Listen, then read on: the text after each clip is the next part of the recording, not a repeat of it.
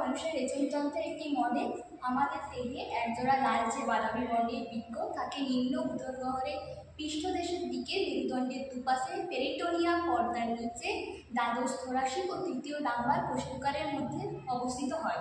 আর এই পরিণত বৃক্কটি 10 সেন্টিমিটার উচ্চতা বিশিষ্ট হয়, 5 সেন্টিমিটার চওড়া হয় এবং 2 থেকে 3 সেন্টিমিটার পুরু হয়। আমাদের রেচনের মাধ্যমে আমাদের দেহের অতিরিক্ত জল যেগুলো থাকে তা বেরিয়ে যায় এবং জলসাম্য নিয়ন্ত্রিত থাকে। এছাড়াও তাপসাম্য অগ্রভারের ভারসাম্য নিয়ন্ত্রিত থাকে। রেচনের মাধ্যমে কোষীয় বিপাকের ফলে উৎপন্ন বর্জ্য পদার্থগুলি বেরিয়ে গিয়ে দেহ সুস্থ থাকে। এছাড়াও রেচনের মাধ্যমে এক ধরনের হরমোন ঘটিত হয় যার নাম হচ্ছে রেনিন। রেনিন হচ্ছে যে রক্তচাপ নিয়ন্ত্রণ করতে সাহায্য করে। এটা হলো রাইট কিডনি, এটা লেফট কিডনি, মানে এটা ডান বৃক্ক, এটা বাম বৃক্ক। এটা হলো ফুসফুসীয় মহাধমনী, এটা হলো ফুসফুসীয় মহাশিরা। এটা হচ্ছে রেনাল আর্টারি, এটা রেনাল ভেন।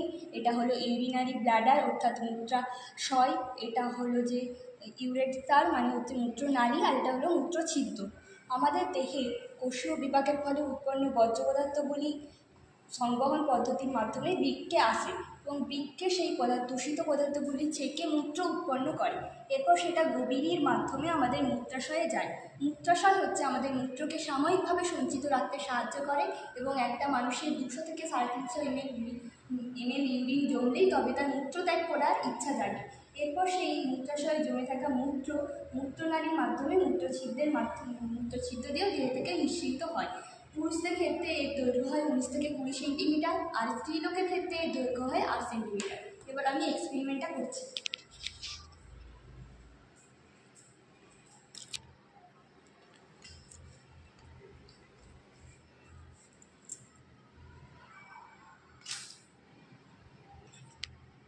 ঠিক আছে।